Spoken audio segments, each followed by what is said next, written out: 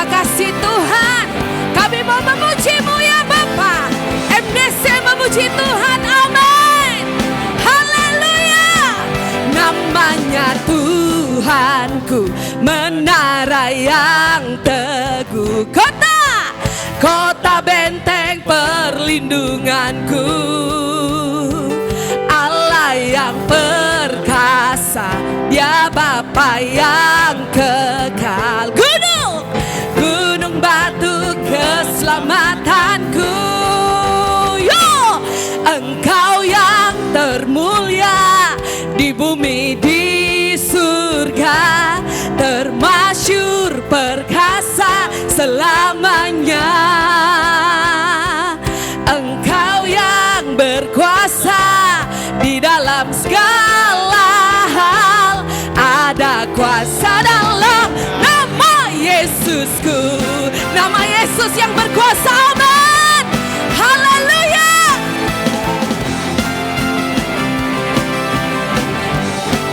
Semuanya. Namanya Tuhanku, menara yang teguh, kota benteng perlindunganku. Amin. Allah yang Ya Bapa yang kekal. Gunung batu, suaranya jemaat Tuhan.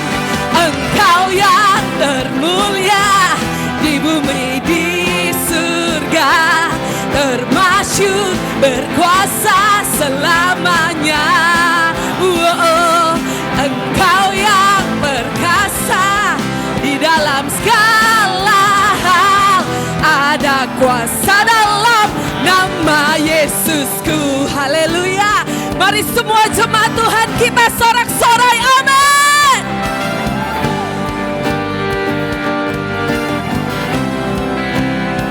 Semuanya. Nama di atas segala. Nama yang apa? Nama yang haleluya. Segala kuasa tunduk pada nama itu. Yesus Tuhan segala Tuhan. Nama di atas segala. Nama yang apa jemaat Tuhan? Semuanya yo. Segala kuasa tunduk pada nama itu. Yesus Raja segala raja.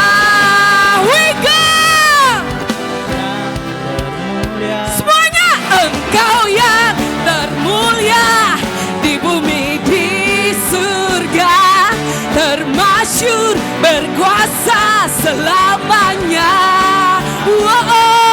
Engkau yang berkuasa di dalam segala hal, ada kuasa dalam nama Yesusku. Sekali lagi ya. Engkau yang termulia di bumi di surga, termasyur perkasa. Amin. Engkau yang di dalam segala hal, ada kuasa dalam nama Yesusku. Haleluya. Ada kuasa dalam nama Yesus. Amin. MDC memuji Tuhan. Haleluya.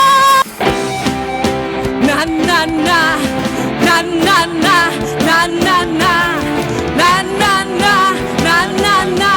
Wow, jemaat Tuhan. Na na na na na na na na na na na na na na na na na na.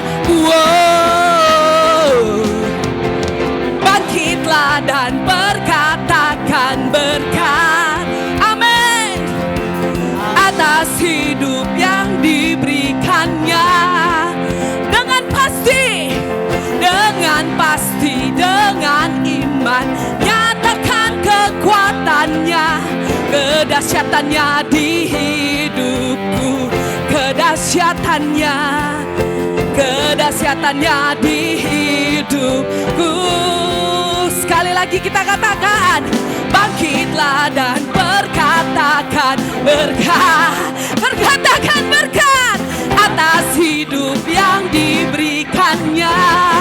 Dengan iman, dengan pasti, dengan iman, kedahsyatannya di hidupku, kedahsyatannya di hidupku. Sama-sama imanku apa? Berkata, siapa yang hebat? Lagi hebat, Yesusku berkata, kami kuat Tuhan, ku kuat melangkah bersama Dia. Semuanya ku memuji, ku bersorak, tinggi panjinya, panji kemenangannya, ku bernyanyi haleluya, ku mengangkat tinggi panjinya, panji kemenangan, ku menang. Na na na na na na na na na na na na na na na na na na na. Wow. Bangkitlah dan berkatakan berkat atas hidup yang diberikannya. Dengan pasti, dengan iman, nyatakan kekuatannya, kedahsyatannya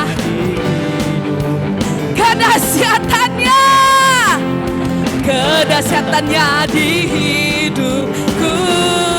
Semuanya imanku, amin.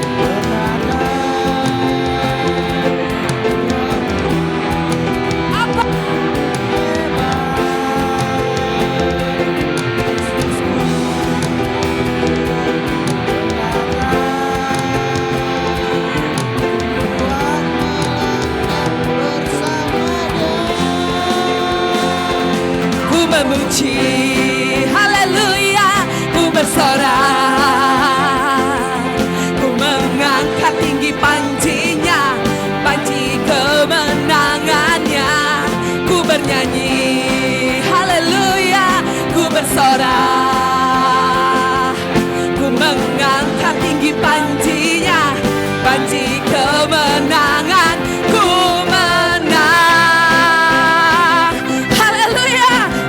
memuji Tuhan. Woo!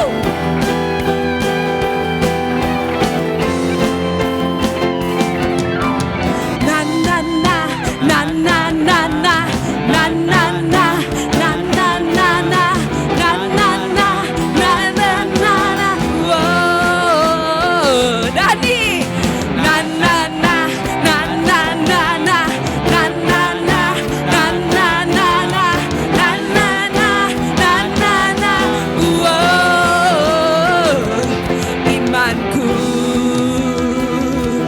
Berkata, amin. Tuhanku hebat,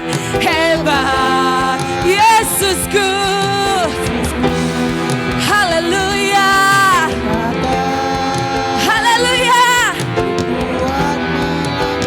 bersama Dia.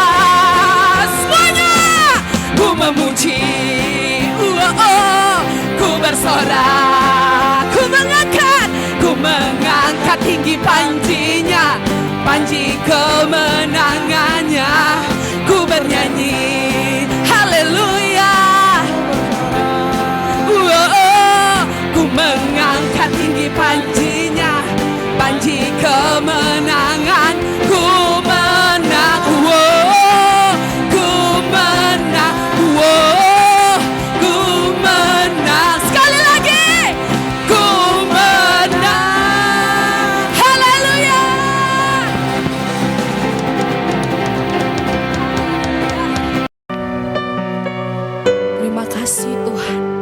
Segala perkara dapat kami tanggung di dalam Engkau Tuhan. Sebab di dalam Engkau Tuhan kami memperoleh kekuatan dan pengharapan. Terima kasih Tuhan. Haleluya. Jesus, Jesus.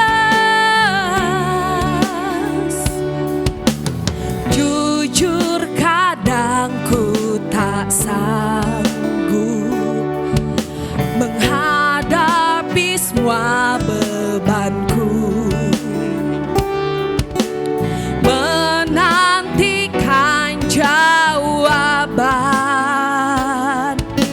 menolak untuk menyerah. Ku tahu Kau Tuhan yang sanggup menolong dalam sesaku, menaun meskipun Kau belum, ku kan tetap menyembah-Mu, ku kan bernyanyi sampai jiwaku percaya, sampai hatiku mendengar lagu pengharapan.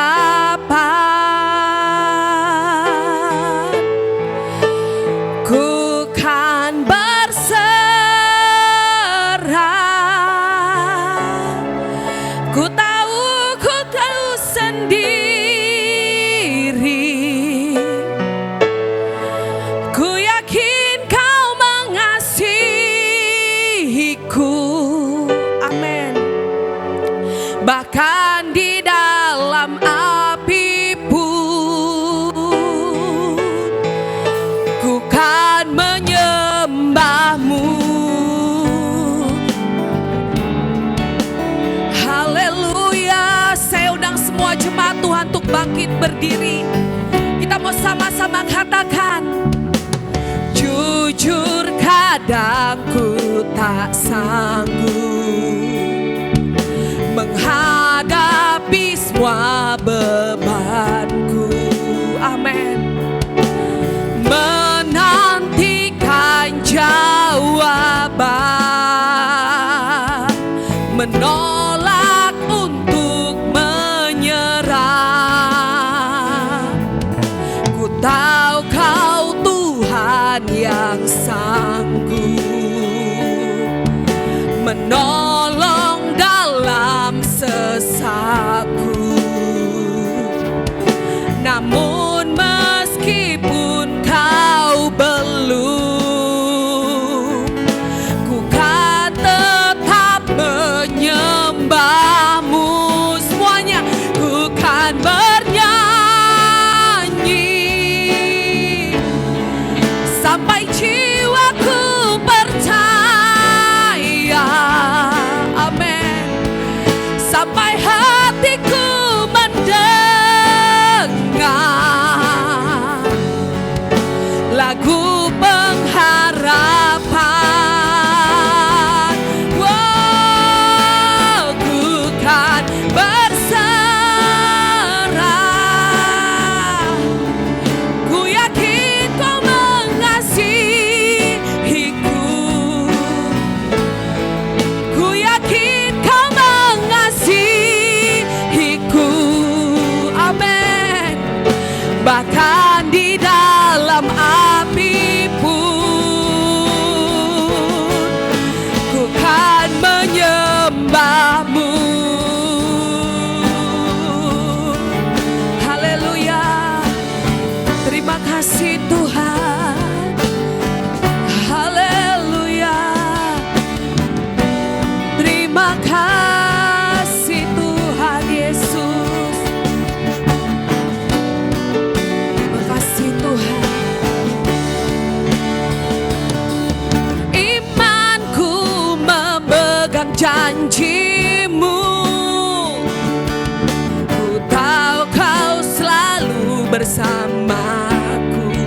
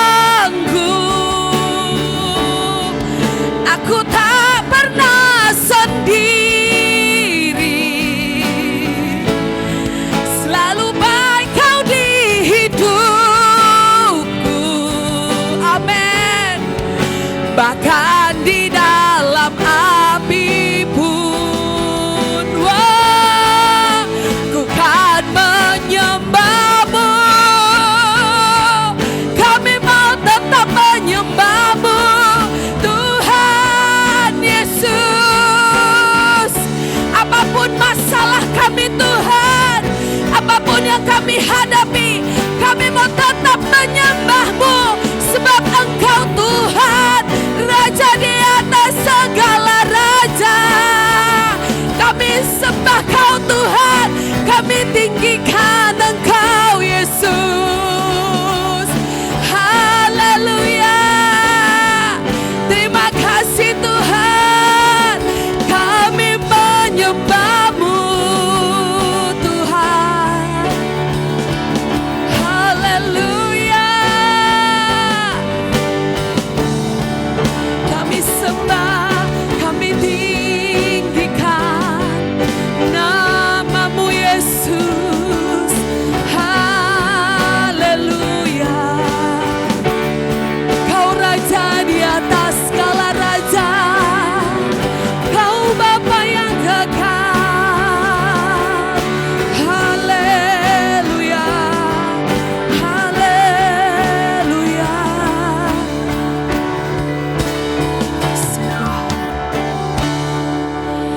Ku kan bernyanyi sampai jiwaku percaya, sampai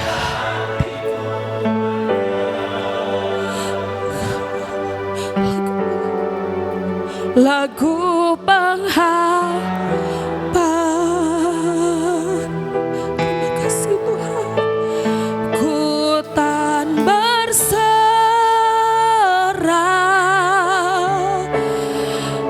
aku tahu ku tak sendiri.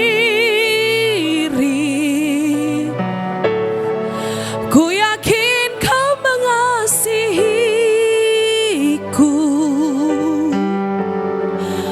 bahkan di dalam api pun kami tetap menyembah-Mu Tuhan. Ku kan menyembah-Mu. Terima kasih Tuhan, terima kasih Yesus.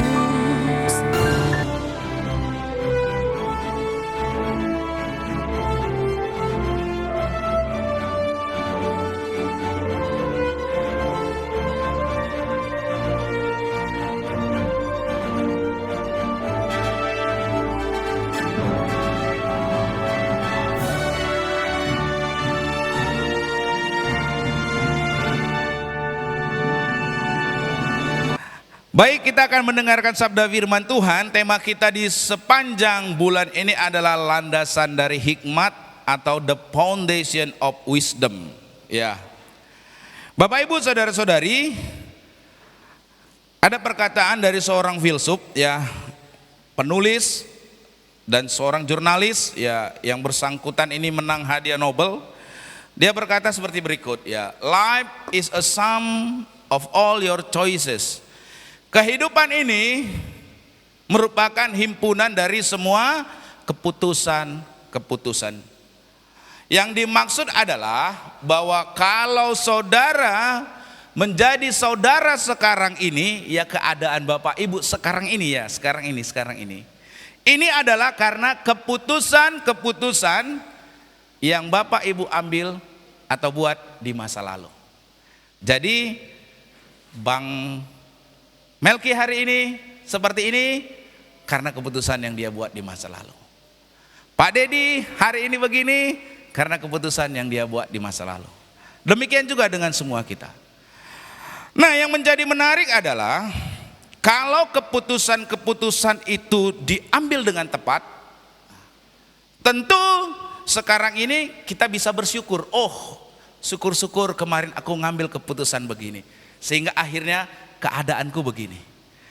Nah, akan tetapi kalau keputusan-keputusan itu keliru, yang muncul apa? Penyesalan. Mungkin saudara saat ini berkata, kenapalah dulu kok aku ngambil keputusan itu? Duh, kenapa aku lakukan sehingga hidupku menjadi seperti sekarang ini? Nah, jadi keputusan yang tepat membuahkan kebahagiaan, keputusan yang keliru membuahkan penyesalan. Nah, keputusan-keputusan ini menyangkut banyak hal. masalah ekonomi, keluarga, pendidikan, karir, usaha, dan lain sebagainya. Mungkin saja, mungkin, tapi saya percaya nggak ada di tempat ini. Mungkin ada berkata di luar sana, aduh kenapalah kok aku ambil keputusan menikah dengan dia, sehingga sekarang kehidupanku jadi seperti ini. Ya bisa jadi ada orang yang mungkin, tapi saya percaya di tempat ini nggak ada, di luar ya, yang menyesali keputusannya untuk mengambil pria atau wanita sebagai pasangan hidupnya. Atau mungkin ada lagi yang menyesal, kenapa kok aku nggak mengambil pekerjaan ini atau pendidikan ini. Kalau seandainya pekerjaan ini, pendidikan ini kuambil, mungkin hidupku sekarang akan menjadi sesuatu yang berbeda. Nah Bapak Ibu saudara-saudari ya, supaya kita ini hidup tidak dipenuhi dengan penyesalan, kita harus berhikmat di dalam yang namanya mengambil keputusan. Ada amin? Senggol dulu kanan kiri, berhikmat bos. Ya, berhikmat. Nah, Bapak Ibu saudara-saudari, hikmat itu yang akan membuat kita mampu mengambil satu keputusan yang benar. Hikmat itulah yang akan membuat kita mampu membuat keputusan yang benar dan keputusan yang tepat. Nah, tentang peranan dari hikmat ini, Tracy Brower, seorang doktor pada bidang sosiologi dan penceramah, di dalam tulisannya di majalah Forbes ya, di bulan Januari tahun 2022 dia berkata begini, knowledge is knowing what to say, wisdom is knowing when to say it. Pengetahuan itu adalah mengetahui apa yang harus dikatakan. Sedangkan hikmat adalah mengetahui kapankah waktu yang tepat untuk mengatakan hal tersebut. Sebagai contoh ya, sebagai contoh, ketika seorang istri ya mungkin bertanya kepada suami, Pak, menurut kamu tubuh saya ini langsing atau langsung? Secara pengetahuan tentu suami mengetahui, ya tahu berat badan si istri. Tapi supaya tidak terjadi perang ke dunia kedua, harus berhikmat. Kapan harus mengatakannya? Tahu. Tapi perlu hikmat. Nah Bapak Ibu saudara-saudari ya, pengetahuan itu adalah mengetahui apa yang harus dikatakan. Sedangkan hikmat adalah mengetahui kapan waktu yang tepat untuk mengatakan hal tersebut. Nah berarti Bapak Ibu, hikmat itu memang memerlukan pengetahuan. Perlu untuk kita berhikmat supaya kita dalam mengambil keputusan tepat dan benar, tidak menyesal nanti. Tentu kita perlu pengetahuan. Tapi pengetahuan saja tidaklah dengan sendirinya merupakan hikmat. Jadi hikmat itu berbeda dengan pengetahuan Bapak Ibu. Memang yang namanya hikmat memerlukan pengetahuan, tapi pengetahuan itu saja sendiri tidaklah cukup, tidaklah dengan sendirinya merupakan hikmat. Dengan demikian apakah hikmat? Hikmat adalah kemampuan untuk menerapkan pengetahuan yang dimiliki, yaitu dengan membuat keputusan-keputusan yang tepat, termasuk keputusan tentang kata-kata yang tepat yang harus diucapkan. Nah Bapak Ibu saudara-saudari, pertanyaannya adalah sekarang bagaimana agar orang dapat memiliki hikmat tersebut? Kalau kita bagaimana caranya supaya kita berhikmat, supaya kita bisa mengambil keputusan yang tepat dan benar, sehingga kita tidak menyesal, tetapi sebaliknya kita bersyukur. Apa yang harus kita lakukan supaya kita memperoleh hikmat ini Bapak Ibu saudara-saudari? Nah, belajar tentang hikmat itu yang akan kita pelajari di sepanjang bulan ini Bapak Ibu. Temanya adalah bertumbuh di dalam hikmat atau growing in wisdom. Tentu kalau kita berhikmat, keputusan-keputusan kita tepat, itu akan menghasilkan kehidupan yang berkualitas. Dan tentu kehidupan kita menjadi kehidupan yang penuh makna, bukan penuh penyesalan. Ya, memang kalau penyesalan itu selalu di akhir, saudara. Pendaftaran yang selalu di awal. Nah, Bapak Ibu saudara-saudari, untuk itu kita akan belajar firman Tuhan dalam Amsal pasal yang ke-9. Ayatnya yang 10 sampai dengan ayatnya yang 12. Saya undang kita semua bangkit berdiri. Kita mau baca firman Tuhan. Saya sekarang nggak perlu menoleh ke belakang, saudara. Sudah ada di depan, lebih mudah, saudara ya.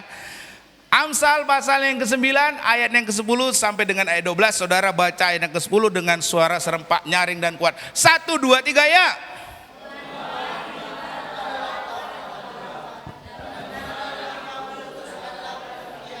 Sebab karena aku umurmu diperpanjang dan tahun-tahun hidupmu ditambah. Ayat 12. 1, 2, 3 ya.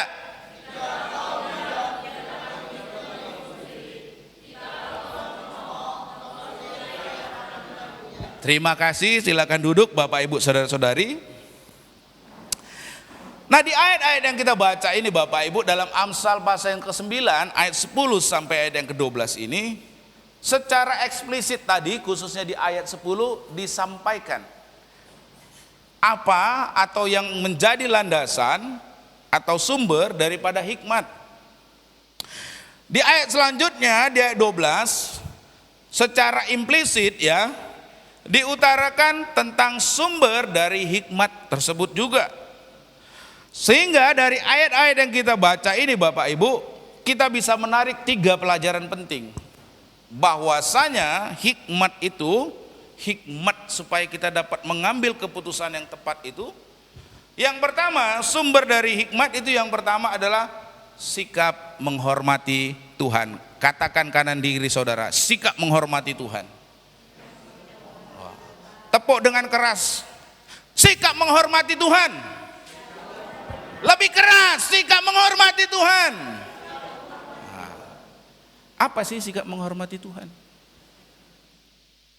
Kalau dalam perspektif saudara, dalam pola pikir saudara, seperti apa sikap menghormati Tuhan?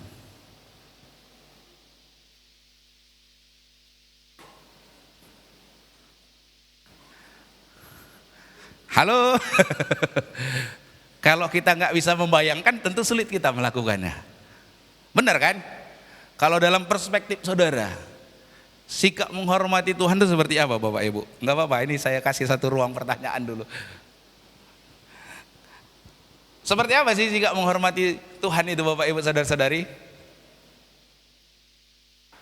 Hah? Apa tadi? Ada suara apa? Apa dong? Saling mengasihi. Oh, puji Tuhan ya, itu termasuk ya saudara. Berikan tepuk tangan dulu buat inang kita ya. Wow, mantap inang ini, berani inang ini ya. Nah Bapak Ibu saudara-saudari, yang namanya penghormatan kepada Tuhan itu tidaklah lepas tentang pengenalan kita terhadap siapakah Tuhan. Kalau kita kenal Tuhan, baru kita bisa menghormati Tuhan. Kalau orang tidak mengenal Tuhan, maka orang tersebut pasti tidak akan menghormati Tuhan. Sebagai contoh, ini contoh saja ya Bapak Ibu. Katakanlah Anda seorang prajurit, Anda berpangkat sersan, ya. Terus di depan Anda melintas seorang jenderal. Tetapi seorang jenderalnya ini Anda tidak tahu kalau dia seorang jenderal, apalagi jenderal tersebut sedang tidak memakai pakaian dinas, tidak taruh pangkatnya di sini jenderal. Kira-kira apa yang menjadi respon saudara? Apa yang menjadi Anda lakukan? Anda tidak akan siap komandan, siap enggak jenderal, enggak ada. Saudara akan berjalan saja. Kenapa? Karena Anda tidak kenal. Tetapi kalau Anda kenal orang tersebut adalah seorang jenderal dan Anda adalah seorang sersan, sekalipun yang bersangkutan tidak memakai baju dinas, tidak taruh pangkatnya jenderal di bajunya, kalau Anda ketemu apa yang Anda lakukan? Siap jenderal. Kenapa? Perbedaannya karena Anda mengenal. mengenal siapa orang tersebut. Kan gitu kan? Mana ada kalau bawahan ketemu jenderal, song, pas siap jenderal, siap dan siap. Kalau dia tahu, kalau dia nggak tahu, dia nggak kenal, maka dia tidak akan menghormati. Nah, Bapak Ibu saudara-saudari, yang namanya menghormati Tuhan, sikap menghormati Tuhan itu dibangun karena saudara mengenal siapa Tuhan. Makanya kemarin di doa pagi saya bilang, ibadah kepada Tuhan itu bukan tentang kita, tetapi tentang siapakah Tuhan. Kalau Anda kenal siapa Tuhan Anda, yang kalau doa pagi dibilang, dialah yang menjadikan kita, dialah yang memilih kita, dialah yang memiliki kita, kitalah umat kepunyaannya, dia adalah gembala, dia adalah Bapa yang baik, kasih setianya tidak berubah sampai selama-lamanya, itu yang akan menenteramkan jiwa kita. Karena kita tahu dan mengenal siapa Tuhan kita. Nah, sikap menghormati itu erat kaitannya dengan kenal siapa Tuhan. Dan penghormatan kepada Tuhan itu merupakan wujud dari hikmat. Nah, tentang hal ini juga, nah ini tentang bagaimana mengenal dan akan memunculkan sikap menghormati Tuhan. Ini terjadi dengan seorang nahkoda. Ya, nahkoda tersebut sedang mengemudikan sebuah kapal di malam hari. Ya, tentu kalau di malam hari gelap. Nah, ketika mengemudikan kapal, ya nahkoda tersebut di malam hari di tengah kegelapan itu tiba-tiba ada secercah cahaya. Dari kejauhan ada secercah cahaya. Nah, Bapak Ibu saudara-saudari, ketika melihat hal tersebut, kalau seorang nahkoda melihat hal tersebut, ya mungkin saja di depan itu adalah sebuah kapal lain, kan gitu. Kalau sebuah kapal lain berarti harus diberi peringatan supaya tidak apa? Terjadi tabrakan. Lalu nahkoda ini pun mengirim pesan lewat radio. Ya. Pesannya adalah dia berkata begini, ubahlah haluan Anda, ubah arah haluan Anda 10 derajat ke selatan, katanya. Nah, tak lama kemudian ada balasan, respon juga melalui lewat radio, yang tadi yang nampak cahaya tadi itu, berkata begini, berkata sebaliknya, ubahlah arah haluan Anda 10 derajat ke utara. Wah, sang nahkoda ini merasa sangat jengkel sebab permintaannya diabaikan. Dan ia pun kembali mengirimkan berita yang kedua, ubah arah haluan Anda 10 derajat ke selatan. Dengan tegas dia bilang, saya adalah kapten, katanya. Nah, segera pihak yang lain itu pun menjawab lagi, ubahlah arah haluan Anda 10 derajat ke utara. Saya adalah kelasi kelas 3, katanya. Sebagai informasi saudara, ya, kalau di dunia kemaritiman, ya dunia maritim, pangkat kelasi 3 itu adalah pangkat yang paling rendah. Sedangkan pangkat dari kapten itu adalah pangkat yang tinggi, saudara. Nah, ini kok berani-berani ini kelas 3 ya tidak mentaati perintah dari si kapten. Oleh karena itu si kapten kembali lagi menyuruh anak buahnya mengirimkan pesan yang ketiga. Dan kali ini dia berharap membuat si kelas 3 tadi yang berada di sumber cahaya tadi itu supaya ketakutan. Kali ini pesannya berbeda, Bapak Ibu saudara-saudari. Pesannya begini, ubahlah arah haluan Anda 10 derajat ke selatan karena saya adalah kapten dan kapal ini adalah kapal perang, katanya. Nah, mendengar itu jawaban dari kelasi yang datang dari pesan, dia sampaikan pesannya begini, ubahlah arah haluan Anda 10 derajat ke utara. Saya adalah kelasi penjaga mercusuar, katanya. Kira-kira kalau menurut saudara siapa yang benar? kelas 3 yang benar, saudara. Mau itu kapal perang, ya saudara tahu kalau mercusuar itu kan didirikan di atas batu karang.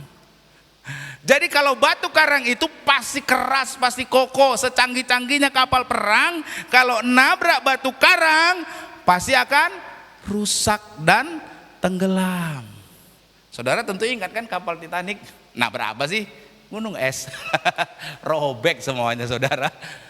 Nah, Bapak Ibu saudara-saudari, dari cerita ini, kalaulah Bapak Ibu saudara-saudari sang kapten ya tidak berhikmat, tidak menghormati, dia memaksakan dirinya karena dia adalah sang kapten dan dia adalah kapal perang, dia memaksakan untuk terus melaju, kira-kira apa yang terjadi? Kapalnya tenggelam. Nah, Bapak Ibu saudara-saudari, kalau sang kapten tahu dan mengenal ternyata cahaya itu atau pesan dari radio adalah pesan penjaga dari mercusuar. Nah, kalau dia tahu dan dia kenal, maka dia pasti akan mengambil keputusan yang tepat. Dia akan menghormati perintah. Ya, ia akan menghormati perintah, bahkan perintah yang disampaikan oleh kelasi kelas 3 sekalipun, saudara. Kalau dia memiliki sikap hormat kepada apa yang dia disampaikan kepadanya, maka sang kapten pasti akan mengambil keputusan yang tepat dan tindakan yang benar, yaitu dengan mengubah haluan kapalnya sesuai dengan apa yang diperintahkan oleh sang kelasi mercusuar tadi, penjaga mercusuar tadi. Nah, ini Bapak Ibu tindakan berhikmat. Tindakan berhikmat. Nah, begitu juga Bapak Ibu saudara-saudari, kaitan sikap menghormati dan mengenal ini dikemukakan di dalam Amsal pasal yang ke-9 ayat 10 sampai dengan ayat yang ke-12. Ditulis tadi di sana begini. Permulaan hikmat adalah takut akan Tuhan, dan mengenal yang Maha Kudus adalah pengertian. Nah, untuk memahami maksud dari ayat ini, saudara perlu dulu tahu kira-kira apa sih takut itu.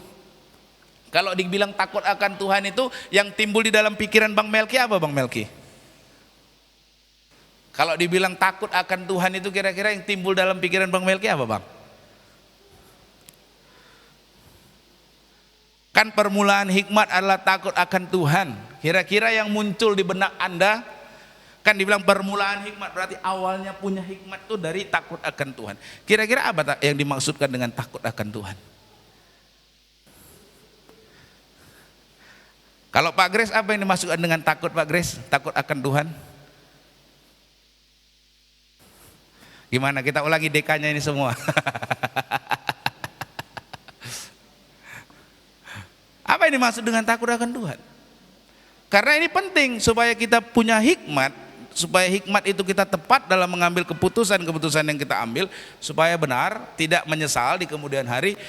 Hikmat itu berawal dari takut akan Tuhan. Apa yang dimaksud dengan takut akan Tuhan?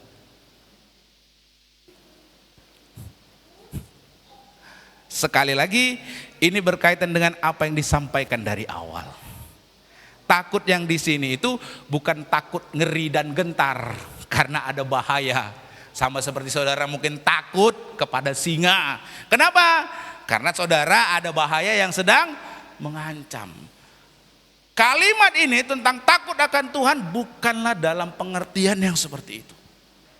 Takut akan Tuhan di dalam hal ini adalah karena mengenal siapa Tuhan, maka ia menaruh hormat yang setinggi-tingginya kepada Tuhan, sehingga digambarkan seperti takut. Sama seperti seorang prajurit.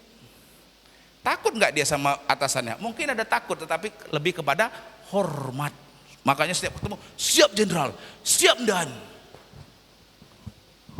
Karena kenal. Takut di sini bukan takut karena gentar, takut ngeri, takut takut karena Tuhan itu berbahaya. No, bukan itu yang dimaksudkan dengan takut akan Tuhan. Yang dimaksudkan dengan takut akan Tuhan adalah karena saudara kenal siapa pribadi Tuhan, sehingga Anda menaruh hormat yang setinggi-tingginya kepada Tuhan. Itulah sampai digambarkan seperti takut. Bapak Ibu, saudara-saudari, ya, penghormatan atau bahwa sikap menghormati Tuhan ini sekali lagi tidaklah terlepas dari pengenalan akan Tuhan. Saya ulangi kalimat ini berkali-kali supaya saudara nangkap bahwa yang namanya sikap takut akan Tuhan itu dimulai dari sikap mengenal siapa Tuhan. Kalau Anda kenal, Anda akan menaruh hormat.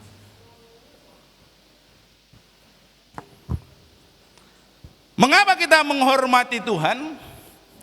Kalau kita kenal siapa pribadi Tuhan, Tuhan dikatakan di ayat yang ini, di ayat yang ke-10 dibilang dan mengenal yang Maha Kudus adalah pengertian. Bapak Ibu saudara-saudari, Tuhan disebut sebagai pribadi yang Maha Kudus. Apakah yang dimaksud dengan pribadi yang Maha Kudus ini, Bapak Ibu?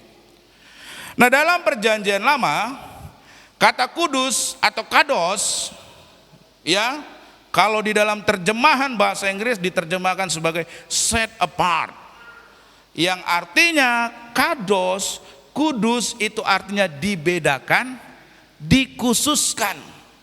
Tuhan berbeda dari manusia.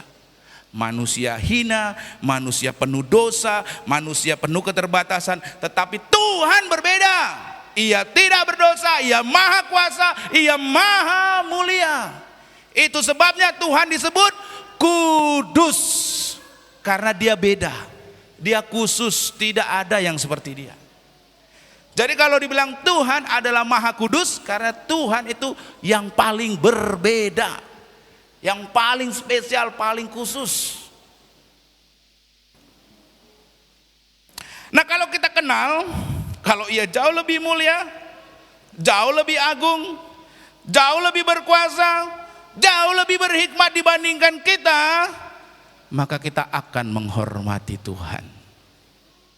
Karena kita tahu Dia jauh lebih berbeda dari kita.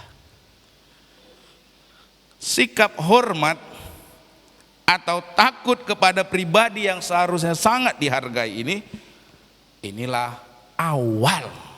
Saya katakan inilah awal dari hidup yang berhikmat.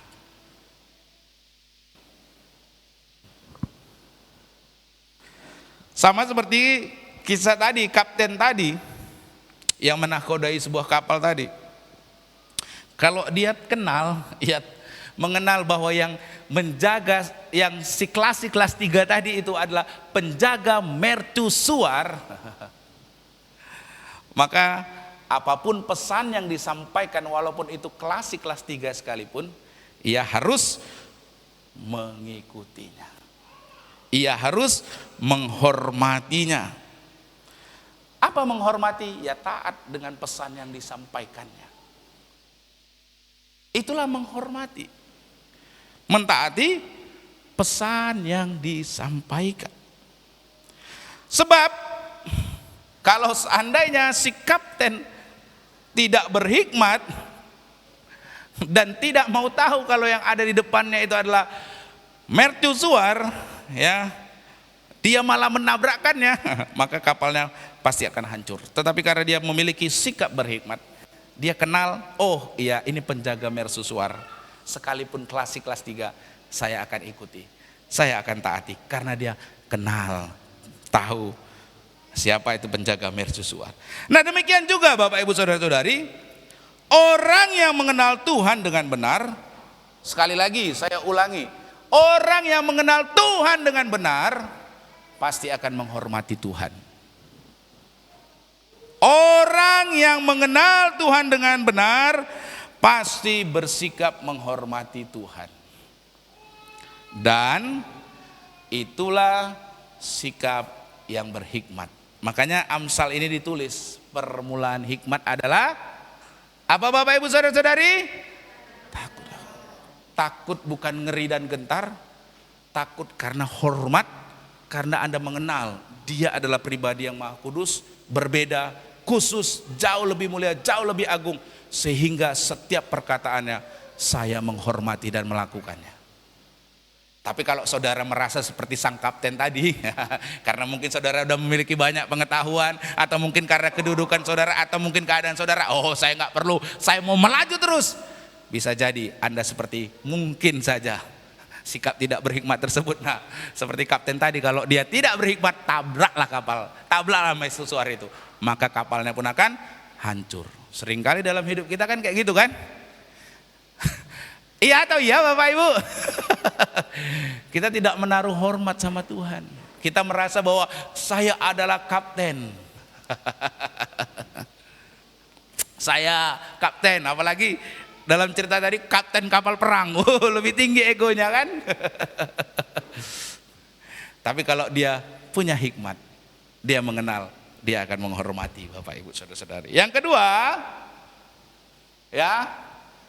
kedua, sikap rendah hati. Kalau yang pertama sumber dari hikmat tadi itu adalah mengenal Tuhan, sikap menghormati Tuhan. Yang kedua adalah sikap rendah hati.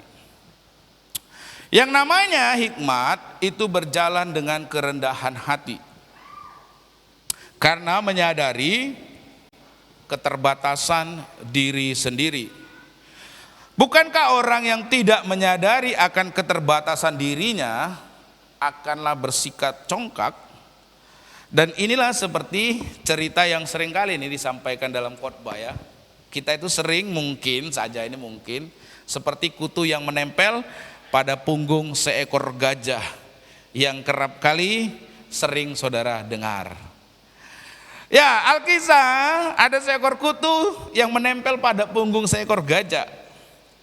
Gajah tersebut berjalan di atas suatu jembatan, ya karena tubuhnya berat, pastilah jembatannya itu berbunyi kan, krik krik krak krik gitu. Berdecit berbunyi karena beratnya. Nah, si kutu melihat hal tersebut yang menempel pada punggung gajah ini, dia berkata, oh ini semua karena diriku nih, makanya bisa kayak gini ya. Karena berat tubuhku lah, maka jembatan ini telah bergoyang dan berderak-derit katanya. Nah, yang namanya yang demikian ini kutu yang nggak tahu diri. Seringkali dalam hidup kita mungkin saja kita seperti kutu yang tak tahu diri. Merasa pencapaian yang kita kerjakan dalam hidup ini kita gitu ya. Padahal kita hanya seperti kutu. Kalau kutu tersebut menyadari keterbatasan dirinya, maka ia tidak akan pernah menyombongkan dirinya. Nah, demikian juga orang yang berhikmat, ia akan merendahkan dirinya. Keterkaitan antara kerendahan hati dan hikmat ini, dalam bukunya yang berjudul Road to Character, David Brooks menulis sebagai berikut. Humility is the awareness that there's a lot you don't know, and a lot of what you think you know is distorted or wrong. This is the way humility leads to wisdom. Kerendahan hati adalah kesadaran bahwa ada banyak hal yang tidak Anda ketahui dan banyak hal yang Anda pikir bahwa Anda mengetahuinya, sesungguhnya tidaklah demikian alias keliru. Itulah cara kerendahan hati menuntun orang kepada hikmat. Haleluya. Nah, apa yang dikatakan oleh kolumnis ini ya, seorang penulis ini ya, memang sangat tepat. Orang kalau sadar siapa dirinya, keterbatasan pengetahuannya, keterbatasan kemampuannya dan lain sebagainya, orang tersebut pasti bersikap rendah hati. Nah, sikap tersebut kalau orang sudah rendah hati, maka orang tersebut akan menjadi pribadi yang berhikmat.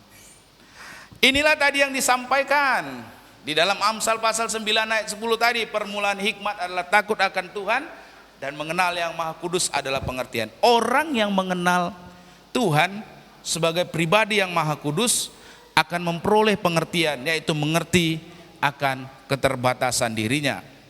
Pengertian atau kesadaran tersebut ini yang akan mengakibatkan orang itu hidup dengan sikap mawas diri, tidak takabur, dan rendah hati. Hal ini senada pas dengan apa yang disampaikan dengan Amsal pasalnya yang ke-11 ayat yang kedua. Bila keangkuhan tiba, datang juga cemooh. Tetapi hikmat ada pada orang yang rendah hati. Ada pada orang yang rendah hati. Bapak Ibu saudara-saudari, ini menarik lagi ya. Ini berkaitan dengan ilustrasi tentang seorang raja yang bernama Canute. Raja ini berasal dari Denmark, hidup sekitar 1000 tahun yang lalu. Dia luar biasa bagaimana memberi contoh di dalam yang namanya kerendahan hati. Padahal dia ini luar biasa ya, dia berhasil mengembangkan kekuasaannya sehingga bukan saja ia memerintah atas negeri Denmark, tapi juga ia memerintah atas Norwegia dan Inggris. Dia dikenal sebagai seorang pemimpin yang hebat ya, dan mampu mengelola pemerintahannya secara sangat efektif. Bahkan ya, tentang Raja Canute ini, Henry Huntingdon, seorang sejarawan, dia menggambarkan Raja Canute ini sebagai raja dengan pribadi yang rendah hati dan bijaksana. Nah, kerendahan hati dari sang raja ini membuat dia gerah terhadap puji-puji yang diucapkan oleh pegawai istananya. Nah ini nih saudara, kalau Anda dipuji, gerahlah Anda. Jangan Anda langsung besar kepala. Sekali lagi, kalau Anda dipuji, Anda harus gerah. Amin. Jangan langsung besar kepala, Anda tinggi langsung. Oh iya, saya memang gitu. Jangan. Belajar ini dari raja ini, bagaimana ketika ia dipuji, ia merasa gerah. Oleh karena ia merasa gerah, dia pun bermaksud menghentikan sikap suka menjilat dari para pegawai tersebut. Nah hati-hati, nggak semua orang memuji itu karena memang benar-benar ya. Bisa jadi seperti pegawai-pegawainya ini ya. Oleh karena itu kalau Anda dipuji-puji ya, apalagi dengan orang-orang yang belum tentu berkapasitas, lebih baik Anda gerah ya, supaya tidak timbul kesombongan ya. Nah oleh karenanya suatu hari Raja Canute ini menyuruh agar tahtanya dibawa ke sebuah pantai. Oh, tahtanya itu dibawa ke sebuah pantai. Nah selanjutnya dikumpulkannya para pegawai istana tadi itu di sekitar tahta tadi. Ya, jadi tahtanya dibawa di dekat tepi pantai ya, ditaruh di situ ya. Panggil semua pegawai-pegawainya, sang raja duduk di atas tahta.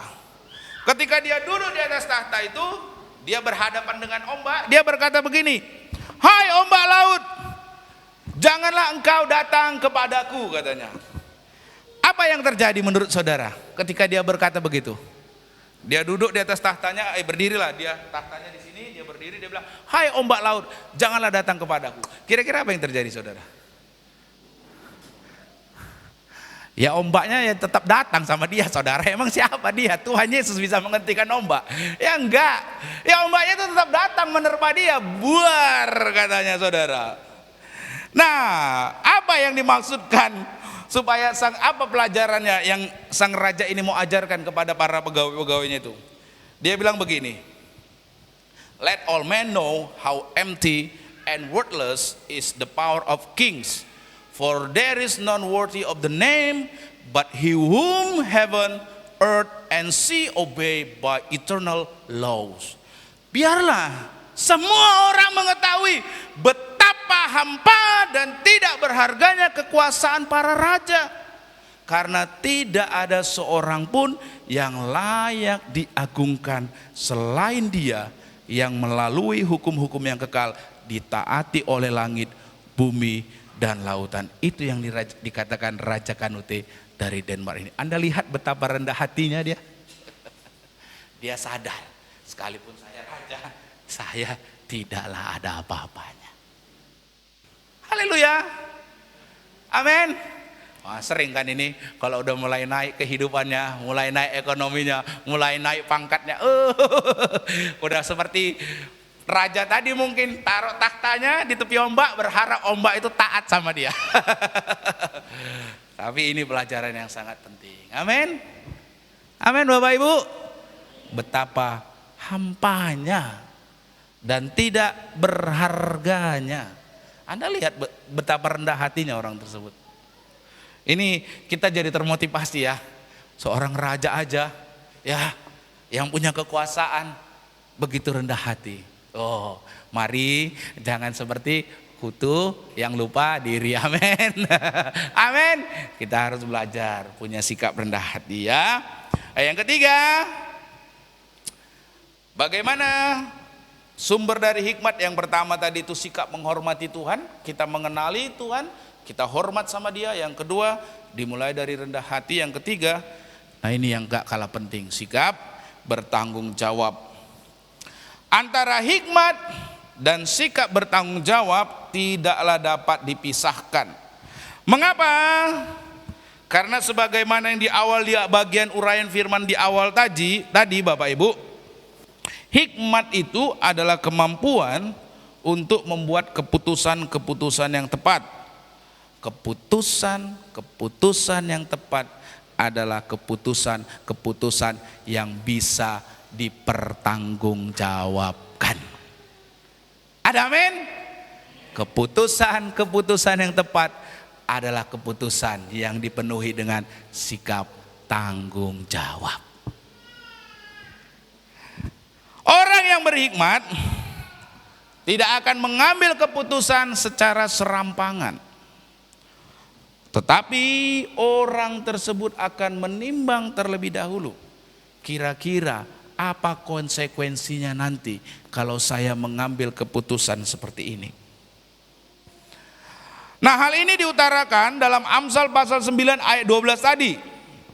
Dikatakan begini, jikalau engkau bijak, kebijakan itu bagimu sendiri. Jika engkau mencemooh, engkaulah sendiri yang akan menanggungnya. Bapak Ibu, saudara-saudari, hikmat dan sikap bertanggung jawab ini tidaklah dapat dipisahkan. Nah, orang yang berhikmat wujudnya itu apa? Dia membuat keputusan-keputusan yang tepat. Orang yang berhikmat tidak akan membuat keputusan secara serampangan, tapi ia akan menimbang dulu konsekuensinya. Nah, orang yang bijak atau berhikmat akan memahami bahwa sikapnya itu akan berdampak terhadap dirinya sendiri. Nah, jadi jangan salahkan pemimpin, jangan salahkan A, jangan salahkan B, jangan salahkan C terus. Bapak Ibu saudara-saudari, lihat diri Anda sendiri. Saya kemarin ya, ini cerita saja ya, beberapa waktu yang lalu kami bertemu dengan istri Pak Siombing ya, kami datang ke rumahnya ya. Dia bercerita tentang kehidupan rumah tangganya, dan yang kemudian bercerita selalu kenapa masalah rumah tangga itu mereka ada karena orang tuanya Pak Siombing. Berulang kali, mungkin di sini juga banyak yang cerita dengar gitu ya, Nang ya. Ya. Nah, satu hal yang Bu Istinop tekankan kemarin, keputusan yang Anda ambil hari ini, apa yang terjadi dengan Anda hari ini bukan karena orang lain, tapi karena keputusan yang Anda pilih sendiri. Jadi berhentilah menyalahkan A, menyalahkan B, menyalahkan C. Tetapi kenali kenapa kau kok bisa salah mengambil keputusan itu sehingga hidupmu sekarang seperti ini. Nah, waktu dikatakan begitu, ibu itu mulai berpikir, iya ya. Ya kenapa? Karena dia memilih menikah, kan siapa ya? Ada yang maksa, ada yang menyuruh. Tetapi siapa yang memilih? Dirinya sendiri. Jadi berhentilah menyalahkan A, B, dan C. Tetapi salahkanlah dirimu sendiri. Mengapa tidak bijak dalam mengambil keputusan? Kalau kita menyalahkan orang lain, kita tidak bertanggung jawab dengan keputusan yang kita ambil. Tetapi kalau kita menyalahkan diri kita sendiri, mengkoreksi diri kita sendiri, berarti sadar ini keputusan saya yang salah ambil. Amin. Coba saudara renungkan dulu apa yang terjadi dalam hidup saudara, sehingga misalnya di dalam pekerjaan ada keluar keputusan-keputusan, di dalam kehidupan rumah tangga ada keputusan-keputusan. Coba renungkan. Jangan selalu melihat itu kenapa si A, si B, si C atau suami saya atau ini begini-gini. Tidak, tapi lihat diri Anda. Anda ketika mengambil keputusan sudahkah menimbang dulu konsekuensinya? Betul tidak? Amin. Kalaulah seorang pegawai, dia malas-malasan, lalu berharap konsekuensinya bosnya tambah suka naikkan gaji, mungkin nggak? Nggak mungkin. Tapi kalau dia seorang pegawai, dia mengambil keputusan, dia malas-malasan, dia tidur-tiduran, dia mau santai-santai, lalu dikasih dimarahi oleh atasannya, wajar tidak Bapak Ibu? Wajar. Jadi semua itu ada di keputusan. Nah makanya sebelum mengambil keputusan, timbang dahulu. Kira-kira keputusan saya ini dapat dipertanggungjawabkan tidak? Benar tidak? Orang yang bijak, berhikmat, sadar apa sikapnya itu berdampak terhadap siapa? Berdampak terhadap siapa? Dirinya sendiri. Demikian pula ia akan memahami bahwa bila ia di dalam kesombongan mencemooh lagi nasihat yang diberikan oleh orang lain, maka dirinya pula lah yang akan menanggung akibat dari kecerobohannya tersebut. Nah Bapak Ibu Saudara-saudari, tentang hal ini ya, ini ada cerita dari seorang yang bernama Francisco Sosetino. Ya, dia seorang kapten. Nah ini lagi-lagi kapten ya. Dia adalah seorang kapten dari kapal Costa Concordia. Ya, saat itu kapal ini mengalami kecelakaan. Ya, mengalami kecelakaan. Kapal Persiar ini membawa 4.200 orang penumpang dan anak buah kapal tadi, dan yang yang tenggelam dan mengakibatkan tewasnya sekitar 32 orang. Wow. Ya. Tahu nggak saudara, kenapa kok bisa terjadi kecelakaan kapal ini? Ini kapal Persiar ini, kapal yang mewah ini. Kalau saudara sering dengar istilah cruise gitu ya kan, Bu Ani yang lebih tahu lah ya. Saya belum pernah cruise, cuma saya dengar istilahnya sering lah. Ya kayak gini lah itu. Ya, kapal pesiar gitu. Pasti bagus, pasti mewah, pasti keren. Nah, kenapa kapal ini bisa tenggelam?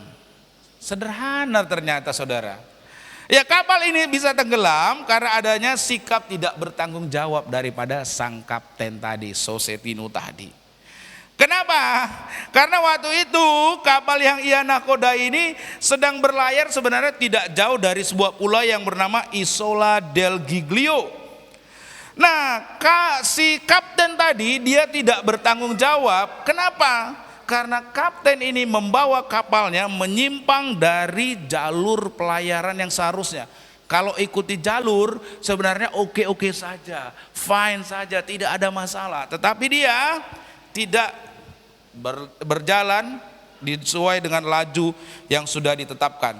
Apa yang dia lakukan? Nah ini, ia mengarahkan kapalnya tersebut ke dekat Pulau Isola del Giglio. Kenapa? Wah ini maksudnya adalah memamerkan keindahan pantai dari pulau tersebut kepada kekasihnya yang dia ajak saat itu. Jadi dia rubah jalurnya. Karena dia bawa kekasihnya supaya inilah pulau Del Giglio tadi. Oh indah kan?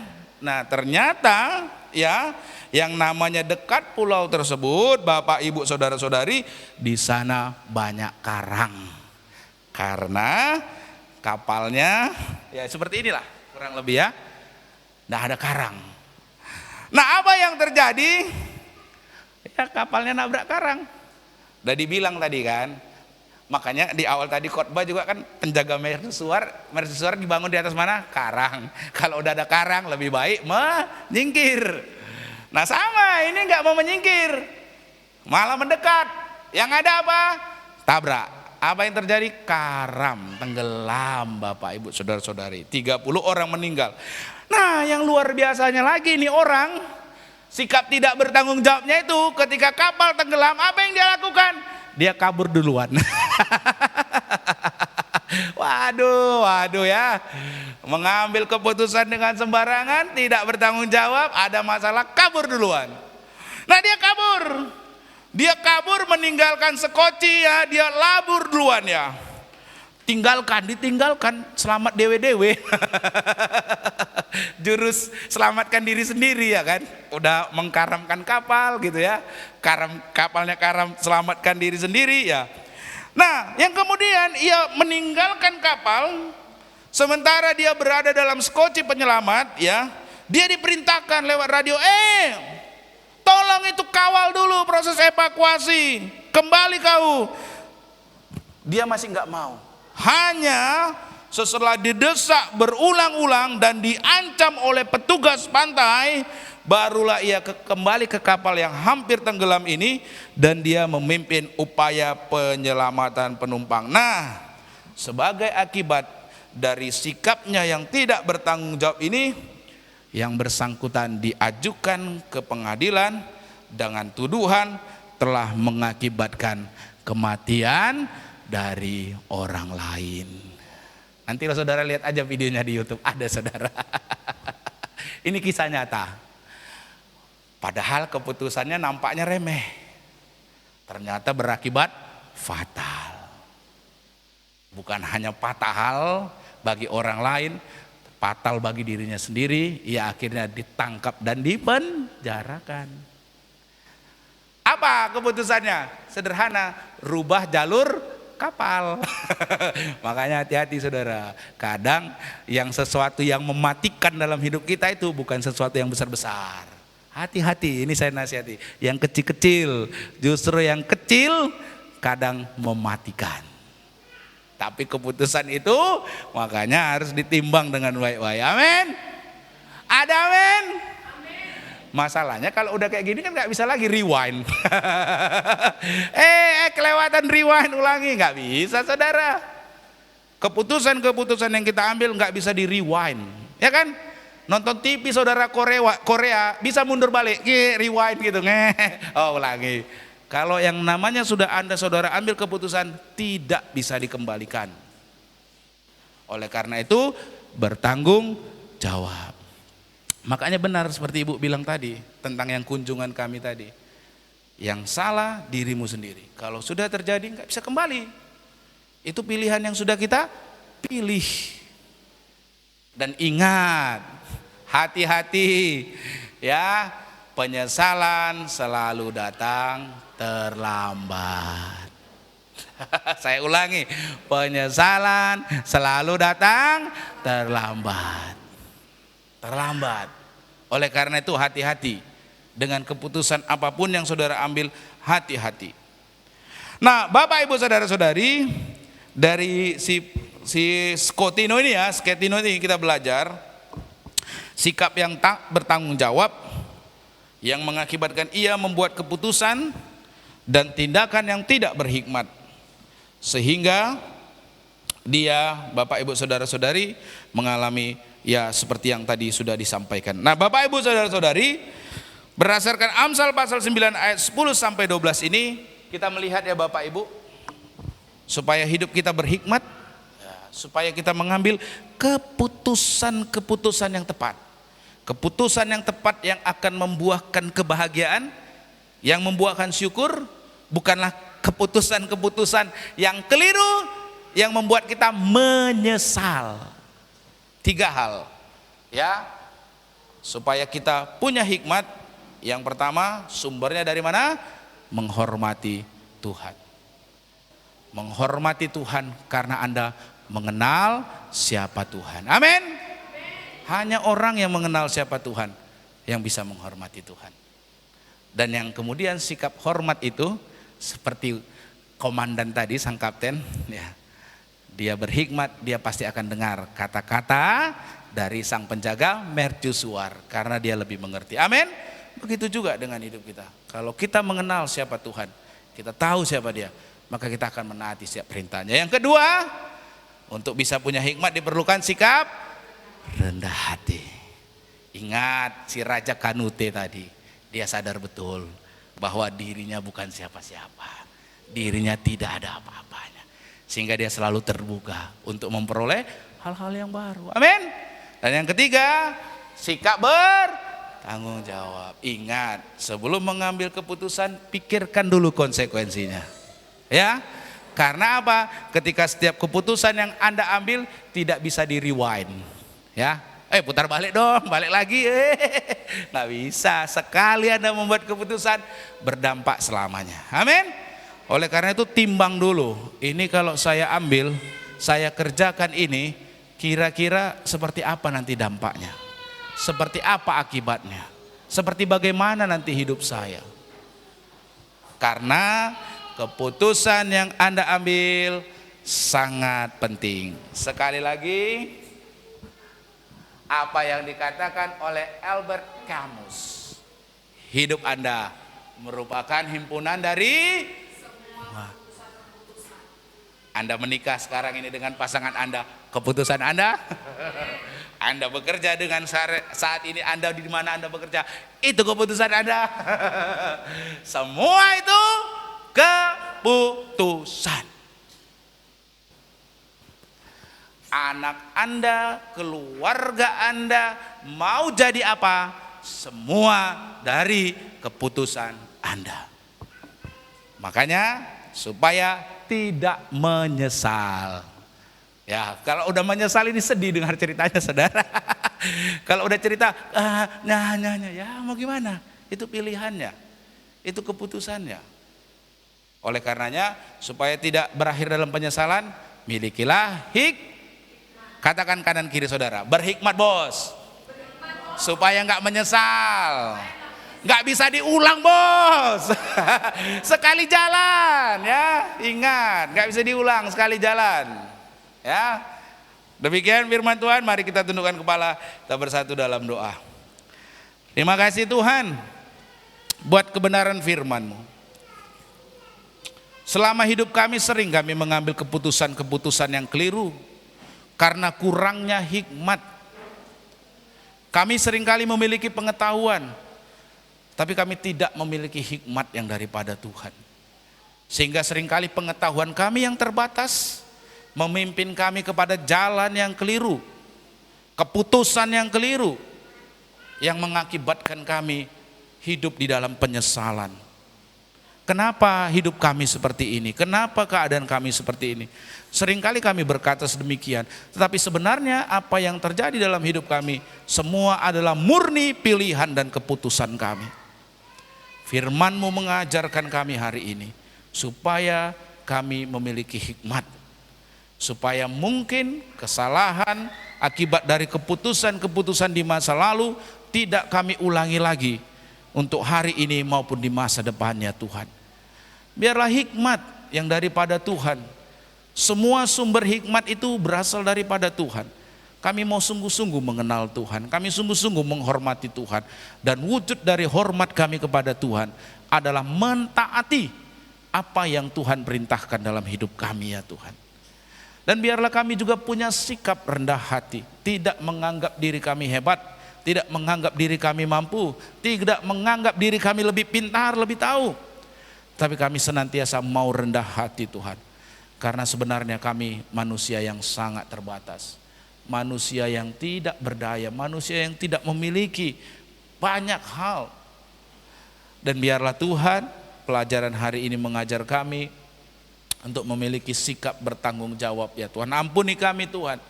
Kalau hari-hari sebelumnya seringkali kami mengambil keputusan secara serampangan, secara asal-asalan, sesuka hati kami. Dan yang kemudian ketika hidup kami kacau, hidup kami berantakan, kami menyalahkan Tuhan, kami menyalahkan orang lain, kami menyalahkan bagaimana seseorang ataupun rekan-rekan keluarga kami.